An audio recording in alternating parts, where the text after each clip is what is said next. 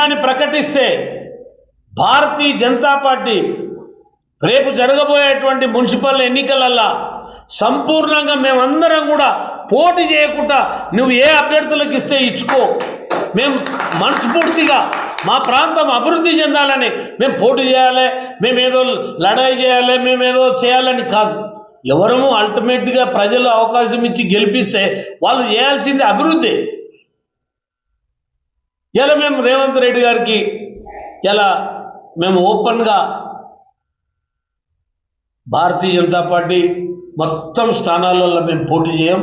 సంపూర్ణంగా ఈ ఈ తాలూకాని జిల్లాగా చేసినందుకు మేము విత్డ్రా చేసుకోనికే మేము సిద్ధంగా. రెండవది ఇదే కాదు, అమన్గల్ మున్సిపాలిటీ కూడా, దీంతో పాటు అమన్గల్ మున్సిపాలిటీ కూడా మేమేం పోటీ చేయము. మాకు అక్కడ ఒక ఆర్డీఓ సెంటర్, మాకు అక్కడ ఒక రిజిస్ట్రేషన్ ఆఫీస్కు మేము మహేశ్వరం పోవాల్సి వస్తుంది, మాకు ఒక ఆర్టీఓ ఆఫీస్కు మేము షాద్నగర్ పోవాల్సి వస్తుంది. ఏంది విచిత్రం, ఒక్కొక్క పనికి ఒక్కొక్క జిల్లాలో ఒక్కొక్క ప్రాంతాలకు పోవాల్సి వస్తుంది. మాకు ఒక ఆర్టీఓ ఆఫీసు,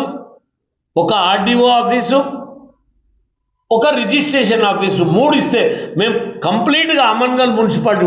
చాలామంది అనుకోవచ్చు ఇదంటే ఏం గెలవరు కాబట్టి అట్లా చెప్తుర్రో ఇట్లా. మేము పోయినసారి 3 గెలిచినాం.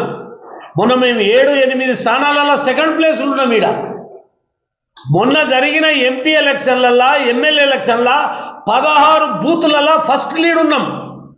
Bharatiya Janata party 16 బూతులలో first lead ఉన్నాం. మేము ఉన్నాయి ఎన్ని బూతులు ఈడ 20-26 బూతులలో 16-17 బూతులలో మేము ఫస్ట్ లీడ్ ఉన్నాం. మేము ఫస్ట్ లీడ్ ఉన్నా కూడా అక్కడ మేము మున్సిపల్ చైర్మన్ ఉన్నా కూడా మా ప్రాంతం అభివృద్ధి చెందాలి, రాజకీయాలు కాదు మాకు. మా ప్రాంతం వెనుకబడ్డది. మా ప్రాంతం నుంచి కేంద్ర మంత్రులు అయ్యారు, మా ప్రాంతం నుంచి ముఖ్యమంత్రి అయ్యాడు, కానీ మా ప్రాంతం ఏడేసిన గొంగడ ఆన్నే ఉన్నది. ఇలా ముఖ్యమంత్రి వచ్చి ఇక్కడ స్కిల్ డెవలప్మెంట్ కాలేజ్ అమన్గల్ ఏర్పాటు చేస్తాను ఇదే గడ్డ మీద చెప్పిపోయింది. ఇవాళటి వరకు ల్యాండ్ అక్విజిషన్ లేదు, దాని మీద ₹1 నిధి లేదు, దాని ఆలోచనే లేదు.